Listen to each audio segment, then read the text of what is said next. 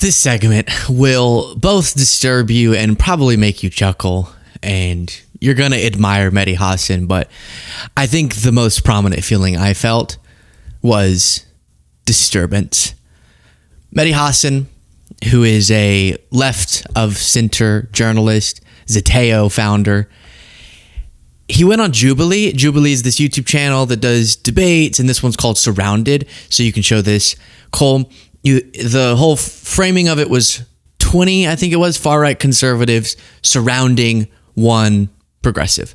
And so the way you'll kind of see it happening, but the way it works is they hold up flags, the people who aren't currently debating, and if enough of them hold up flags, then that person who was debating Mehdi gets kicked out and someone else gets to jump in. Mehdi presents claims, they walk up to dispute them. So let's just start with this one.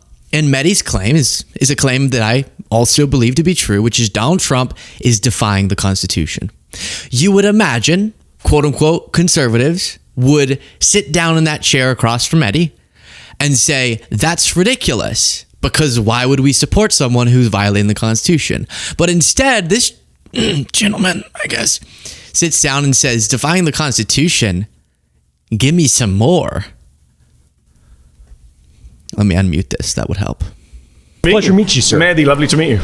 So I would say that with Trump being anti-Constitution, I don't really care, to be quite frankly. Okay. Because in regards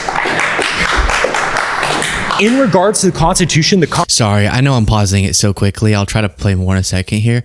The clapping and this look on his face.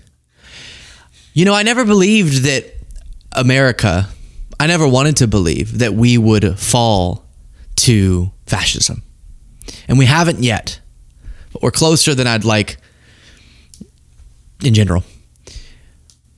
But when I imagined what if we did, I didn't imagine. And something feels extra insulting about it coming at the hands of someone making a face like that. You're trying to dissemble our Constitution, self-admittedly. Can you give us the respect of having better characters? The giggle there and the clapping, it's so off. This is going to be the downfall of America? Hopefully not. That's our job. in regards to the Constitution is a document that should seek to serve us. Yeah. And when it fails to seek to serve us, that can be amended. Laws can be changed. And quite frankly, the fact is, we're defending things in this country that shouldn't be defended. The First Amendment should not defend pornography and making children and women be victimized. Making women and children be victimized as a result of that. I think things like blasphemy shouldn't be allowed per the First Amendment. I think that, quite frankly, there are a lot of legal processes that are enabling criminals and bad people to fully enact their will in this country in the name of the Constitution or following the Constitution. So, quite frankly, if Trump is anti-Constitution, good, and I think he should go further. So this is wonderfully revealing of the modern conservative mindset. So I appreciate you spelling it out so openly. Just checking, do you support the Second Amendment? I do. Okay, surprise, I was shocked to hear that. I'm saying that Donald Trump is defying the First Amendment, the Fourth Amendment, the Fifth Amendment, the 14th Amendment. He's thinking of defying the 12th and 22nd Amendments. You're saying you don't care about the Constitution, but actually you do, because you quite like the Second Amendment. You just don't like the bits that you disagree with. Can I just be clear on that? Yeah, absolutely. Okay. I'm more than willing to amend it and include whenever it's in your favor. Yeah, absolutely. Okay. So can Democrats do the same when they're in office? No, absolutely not. Because so you don't believe in democracy? Enemy. No, I don't. Absolutely not. What do you believe in? Autocracy. By who? Honestly, quite frankly, anyone who is in line with Catholic teaching. Donald Trump is not Catholic. Of course, he's not. I completely agree, and that's part of the problem. You don't support Trump? No, I don't. I didn't even vote for him. I wrote in like John Pork or someone. I can't even remember. Why did you vote if you don't believe in democracy and you want autocracy? Well, because quite frankly, I voted. I kind of voted just to. I came with this argument, but I'm bored of my own argument. I'm much more interested in this. So yeah, absolutely. How do we get to an autocracy? I think, quite frankly, that if we are able to enact local leaders. Who is the we, by the way? I think, quite frankly, these far-right conservatives sitting right around White people? Yeah.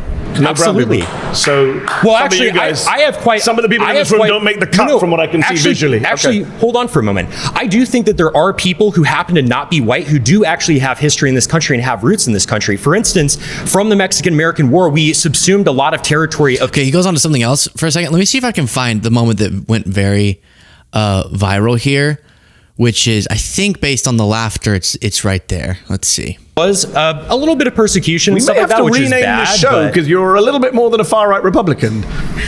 Hey, what can I say? I think you can say I'm a fascist. Yeah, I am.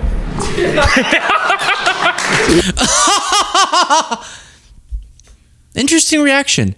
Now, to be clear, clearly Jubilee picked maybe a wide range. Some of the folks who sat down with Medi weren't as extreme as this guy. For the sake of intrigue, I get it. So this isn't to say that anyone supporting Trump has the viewpoints of that guy. Obviously, we know that.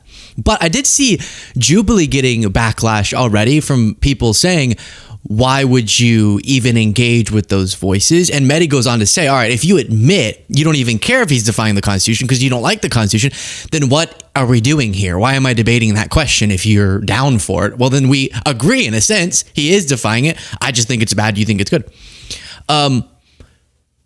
But I think it's actually important. I always say it's not about which voices you platform, but how you platform them.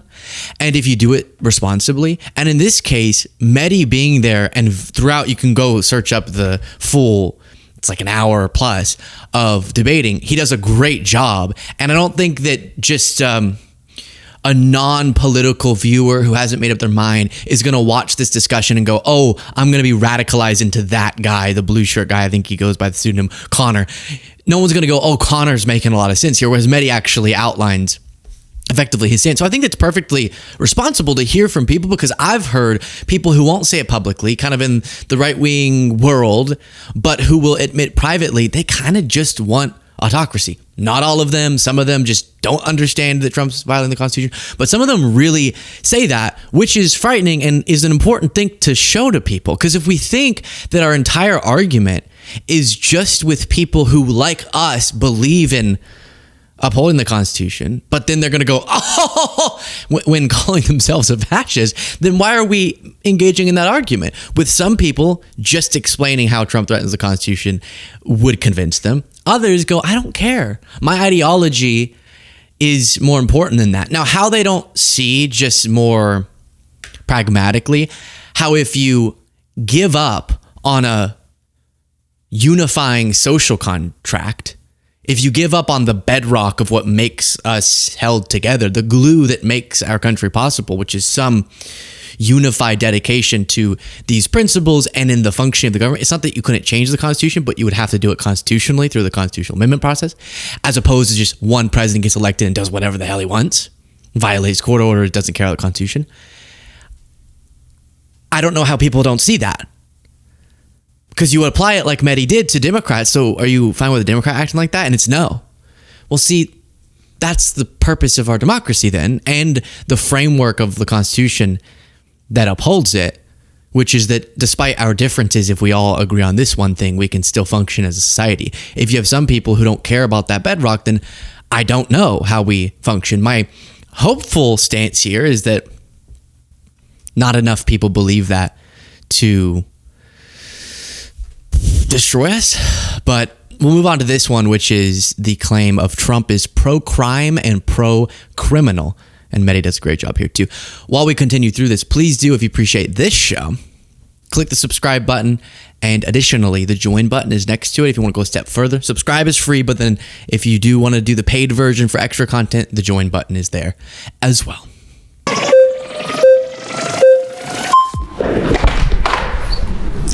Welcome. Nice to meet you. Nice to meet you. I'm Mehdi.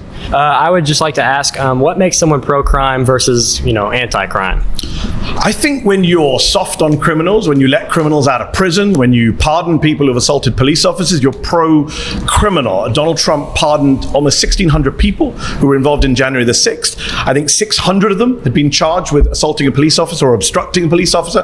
170 had pled guilty to assaulting a police officer. 70 had pled guilty to assault with a deadly weapon. J.D. Vance said, we're not going to pardon the violent criminals from January 6th. Donald Trump pardoned all of them. Are you okay with that? I would say January 6th is a very special case. I would say it's almost a climax point in history. I would just phrase the question this way. Right now in the LA protests, if they were to... I would have put $1 bazillion, however you calculate that down, that they were going to bring up something that had nothing to do with Trump. It was going to be something about the left, which interestingly is not how this discussion works. If separately you want to engage in, is this Democrat or that Democrat pro-crime, pro-criminal? That's a separate debate, right? Because Mehdi didn't say Trump is even more pro-criminal than X Democratic politician. Now, I'm sure he would engage in that as well. But it was Trump has demonstrated pro-criminal policies. And you can't just wave that away by going, well, he was pro-criminal that time. Because that's a really historic moment where he would say certain types of crimes, like if you do it in my name or because of my election lies, that is not something you should be held accountable for. That exactly demonstrates the argument Mehdi's making. Just for example, they were to rush the capital of LA. I mean, they'd have to move over all the homeless people living in tents on the steps of the Capitol. But if they were managed to get into the Capitol and they were just protesting, peacefully, let's say police officers were rushing them in. They were letting them in and saying, hey, you guys can go in, like we have many testimonies that say. What about the violent ones, though? Okay, violent ones like... Like a man named David Dempsey, a Reagan-appointed judge, sentenced him to 20 years in prison. He stomped on police officers' heads. The judge said his conduct was exceptionally egregious. He attacked police officers with flagpoles and pepper spray. Donald Trump pardoned him. There's a man named Daniel Rodriguez. He got 12 years in prison for taking a stun gun and tasing a police officer in the neck and giving him a heart attack. The judge said he was a one-man army of hate. Donald Trump pardoned him. Does that not make Trump pro-criminal? He's letting violent criminals out of prison. I would say no, it doesn't make him pro-criminal. You're okay with that? I did not say that. I said that one pardon against somebody. It was 1,600 pardons. 600 of those were people charged with... one example that you just gave me. Mehdi, quit it. Stop it. Just stop it for a second here. Brutal. Oh, gosh. You're going to be a criminal pretty soon with what you're doing to them. Sheesh, this is assault. I can give you more. Should I keep going? Fine. And I'll say the exact same thing every single time. Then your argument will fall apart because it's not just one example if I keep going. Go for it then. Okay, Shane Jenkins got 7 years in prison for 9 criminal offenses, attacking police with a deadly weapon, destroying government property. How do pardons him. that probably shouldn't have happened turn into pro-crime? So you've agreed that they shouldn't have been pardoned? Sure, but that wasn't your claim, was January 6th. Your claim was Trump is pro-crime. Yeah, because he pardons criminals. Okay, I would say that's a fault. Let's talk about non-January 6 people. Okay. He's pardoned people like Paul Walshak recently, who took millions of dollars from his own employees, was sentenced to tax crimes, had to pay back $4 million. Trump pardoned him. He bought himself a $2 million yacht. Why is he pardoning criminals like that? Well, I don't know. I don't think you should. I don't think really presidential pardon should be a thing at all. But I agree. I don't think that. All right, pause. That means something. You've been voted out by the majority. Please return to your. Eek. Just an excellent line of argument from Mehdi there. The same topic, another kind of again, I just want to go back to, can we just all take a second before we move forward? Please, Lord. All right, if you're saying it's inevitable that American democracy is going to collapse at some point, maybe that's the case. First of all, can we just wait a little bit and I die first? I don't know, whatever. But then also, can we have cooler enemies? Please? This guy? I think you could say, I'm a fascist. Yeah, I am. These people, they're going to take it down. Please. It's not fair. It's not fair. Oh, gosh. All right. Here's another character. Mehdi. Same claim. Pro-crime. Mehdi. You're from northern UK, I guess? I'm from London, North London. Okay, fair enough. What's your ethnic background, if you don't mind my asking? My parents are from India. Okay, perfect. Just getting premise here. First of all, I want to say the premise of Donald Trump being pro-crime. No. I want to concern myself with why you care about what's happening in the U.S., first and foremost. Secondly, I want to say this. Should people who live in the U.S. not care about? Let's not interrupt each other. Because I have this thing, people know I have this thing. I have to stay calm, okay? So here's the thing. I have this thing where whenever someone who's a different ethnicity of me starts beating me in the argument, I just start choking people. I don't know what happens. I just start choking people until their eyes pop out. So let's just keep this. Where'd you say you're from? Are you from India? No, I'm not. I'm from the UK. Well, where are your parents from? India? Okay, well, I'll choke somebody if you start talking over me. It's just a problem that I have that I'm dealing with in therapy. I am happy that he released J6. In fact, so much so that I was prepared to protest if he didn't. Okay. So when you say, are you okay that he's pro-crime? Sure, because you know what? We're changing the definition of what crime is, first and You foremost. don't think stomping on police officers' heads is a crime? I don't think it's no longer a relevant conversation anymore. You're Really? arguing. No, it's not, because you know what? Okay, have you seen the U.S. in the last 4 or 5 years? Yes, I've BLM lived protests. there for a Have you while. seen? Okay, I myself have been involved in these Bingo. protests. I've seen egregious things that you couldn't even imagine. So we have no done rules to then? conservatives. It's not about that. It's about about? tribal warfare. That's where we're at in the U.S. I don't know where you're at in the U.K. You're from India, so I don't really. I'm not from India. Oh, sorry, your parents are from India, so I'm an American you have citizen. your own states. I'm an American, you know. You're an American citizen? Yes. Okay, fair enough. I don't know how Yes. you got that, but fair enough. Here's the thing. Are you an American citizen? Absolutely. Okay. But here's the Not thing. sure how you got that, but okay. Born here. Okay. Born here, and my family lineage is settlers from the 1500s, so I have some stake in the claim here, okay? But you're a little different But you're than a yours. descendant of immigrants. Settlers. I didn't know. Colonialists. Yeah, You don't colonials. look, you don't yeah. look very Native American to me. I am Native American. Whites not. are Native Americans. What are you Sorry, talking about? you're not. What are you talking about? You're not. Whites are Well, okay, let's take this individual, for example. Wait, let me go back for a second. Native American. Whites not. are Native Americans. What are you Sorry, talking about? you're not. What are you talking about? You're not. What is she thinking in this moment? Is this like a joke to her? Is it a troll? I think I've seen videos of her kind of in the right-wing media world, and she's, about as far right as you can get. But like in this moment, what is it? Because it's silly, or is there really, you really believe that how we describe Native American, that his statement makes any coherent sense? I feel like everything has become no longer in these debates. If you're formulating a strong argument that's sourced well by facts, but instead are you just virtue signaling for whatever twisted virtues they're standing for, effectively enough. So like saying that makes no coherent sense. But we're clapping because it's a dog whistle. Is that what's happening? A lot of while I was listening to this, I was just confused, separate from the anger I'd feel by some of the insane arguments. But beyond that, just confused. What's going on in their head? Is it just like, just noise? What is happening in there? Whites are Native Americans. Really? I think What you're- was happening before the 1500s? I think you're getting confused with it. I don't mind going off on a tangent, but what was happening before the 1500s? Calm down. I think you're getting. What was happening before the 1500s? There was indigenous people here that came here from Do you know Asia. what indigenous means?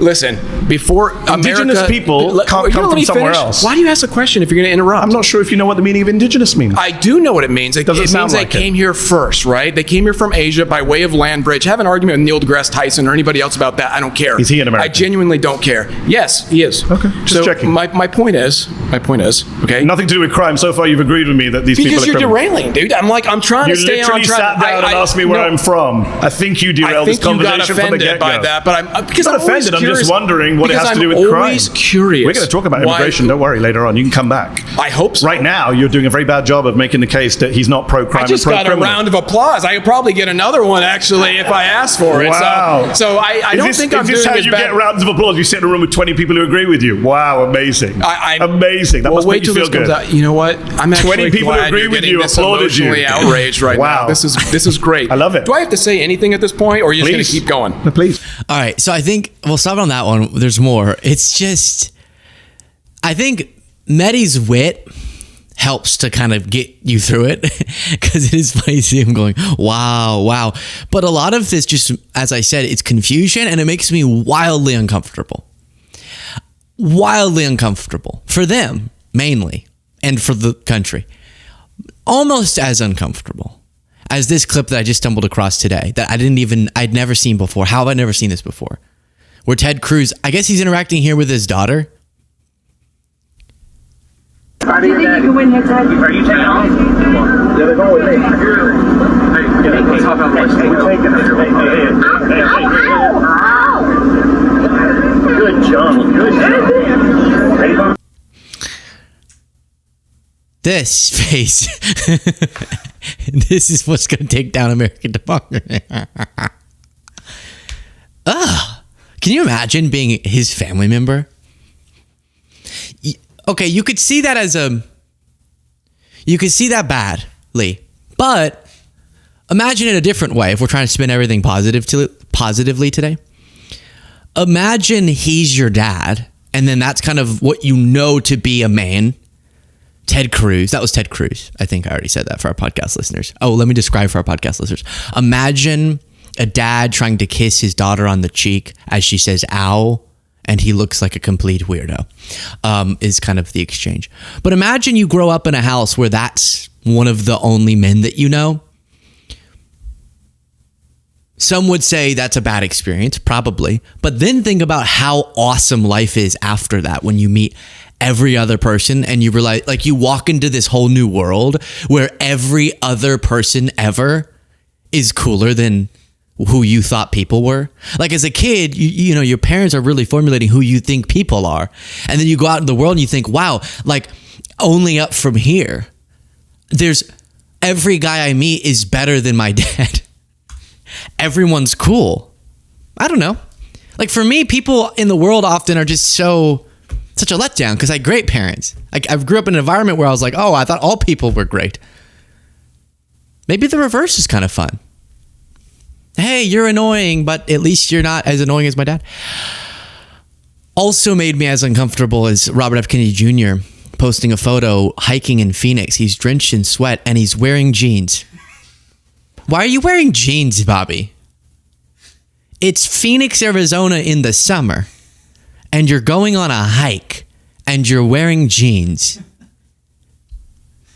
Okay, this is what's going to take down American democracy. I think before going any further beyond that, I want to play this Pete Buttigieg clip because one of the things that they misunderstand or don't care about in the debate, and they keep bringing up multiple times, people said, I don't think you should be here, Medi. You should be deported. You're not American, despite him being an American citizen.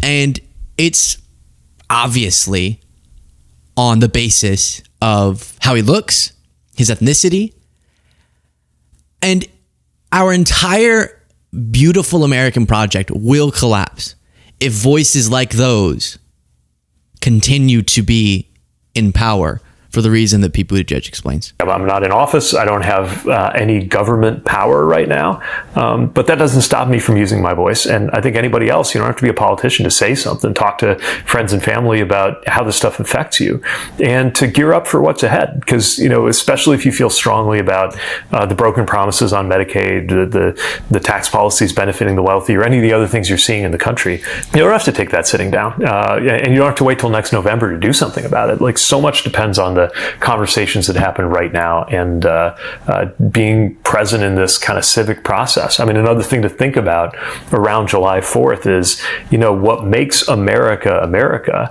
It's not some racial identity, right? It's not some ethnic identity the way you know, an understanding of what it means to be you know, Chinese or French works. It's really a civic identity. Like, we're America because of this system we created, and the most important part of the system is we all own what goes on in our politics and in our government, and we own it for better or for worse.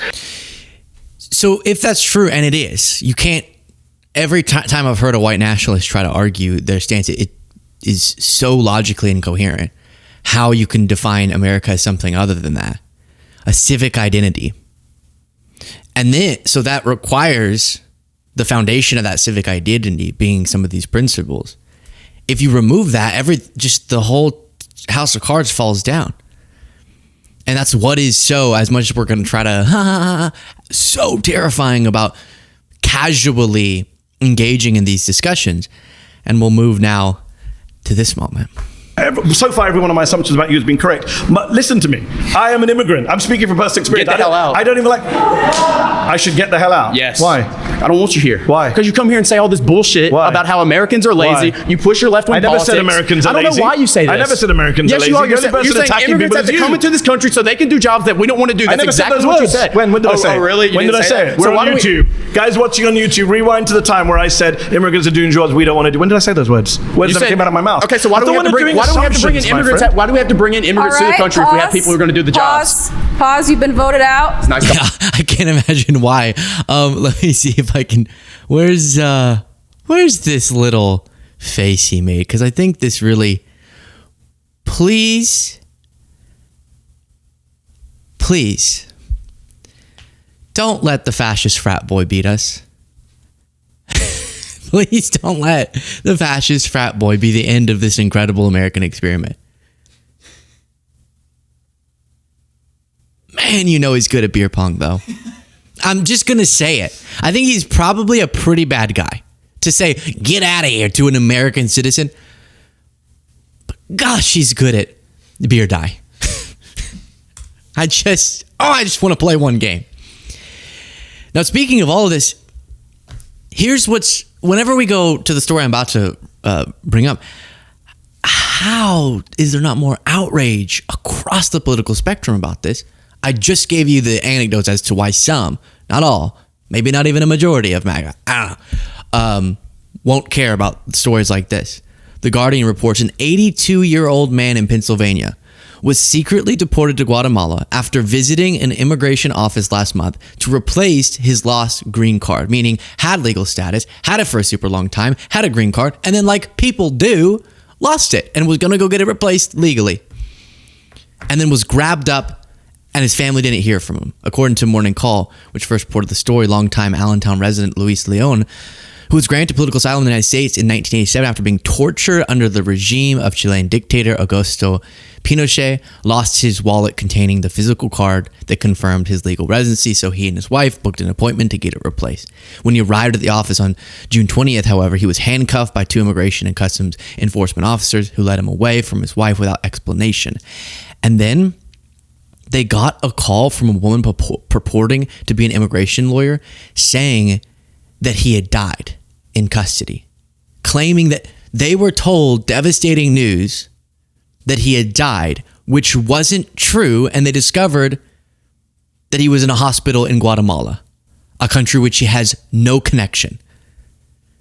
He's been a law-abiding, legal resident, green card holder, again, 82 years old, no justification, no legal process after he went through the legal process to get legal residency and has a real asylum claim, being tortured, and probably, almost certainly, that experience and his ability to fulfill the American opportunities that's supposed to make us America is what informs his love for America and patriotism that stands way stronger in contrast to some of the young people you saw there. He probably recognizes what is special about America and what it can be way better than the people there advocating for us to throw out our entire system. And because, as this reporting went on, what's motivating this is the Stephen Miller-driven, MAGA-base-fueled motivation to have just raw numbers get up. We're doing this many deportations per day. So they're literally grabbing up with no explanation, and then still no one knows exactly who this woman was who called the family saying he had died, and then getting deported illegally to a country that he has no connection to. Guatemala from Chile. So how is everyone not outraged by that? Well, you just saw in that debate. Great job, though, to Mehdi Hasan.